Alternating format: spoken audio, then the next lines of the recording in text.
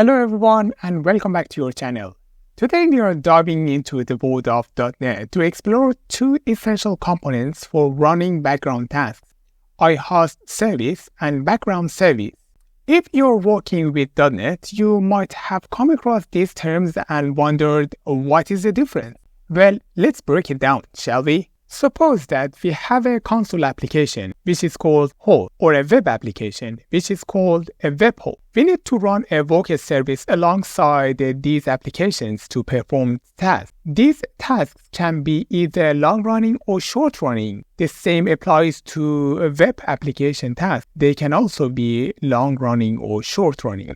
.NET provides several solutions for managing background tasks. One of these solutions is IHostedService interface. Another option is BackgroundService, which is an abstract class that implements IHostedService and manages background tasks efficiently. In IHostedService, there are two methods, start async and stop async. Generally, it's suitable for short-running tasks, while BackgroundService is more appropriate for long-running tasks. In IHostedService, start async and stop async are called when the application host starts and stops respectively. It's ideal for scenarios when you need precise control over your service lifecycle. However, it does require manual implementation of the starting and stopping logic for your background tasks. On the other hand, BackgroundService is an abstract class that implements IHostedService interface and serves as a base class for long-running tasks. The key method to override is execute async, which holds the logic for your background task and continues running until the application is shut down. This class simplifies the implementation by handling common tasks internally, making it easier to use for most scenarios. Let's take a look at an example of IHostedService. In IHostedService, we need to implement two methods, start async and stop async. In this example, the doWork function is a callback function that gets called in a timer every second.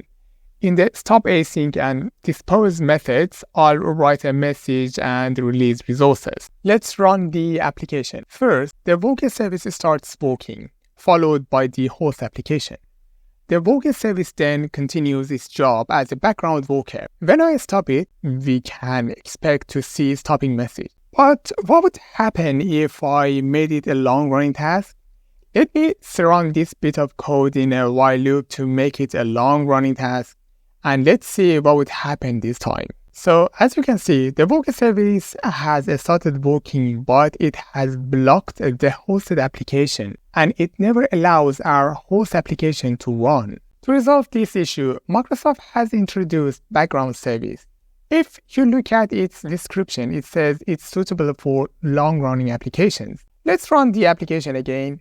As you can see, our worker service has started working, and then our host application has started working simultaneously without getting blocked by the background service, which is perfect. So to sum it up, IHostedService offers a low-level abstraction, giving you more control but require more manual work. BackgroundService provides a high-level abstraction, simplifying your code and reduce boilerplate. If you found this video helpful, don't forget to like, subscribe, and hit the bell icon for more .NET tips and tutorials. Thanks for watching, and I'll see you in the next video.